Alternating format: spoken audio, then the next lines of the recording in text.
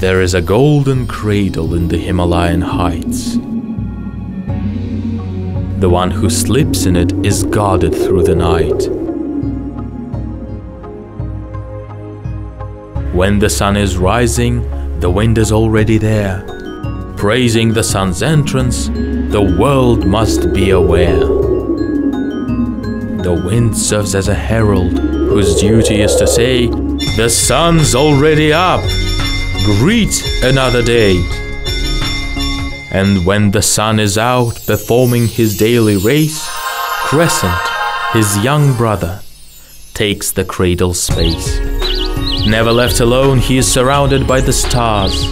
Like the tiniest of torches, they shine from afar.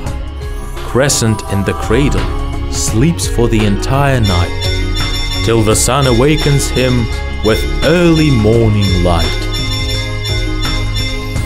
Day comes after night, brother comes after brother. While one of them rests, he can count on the other.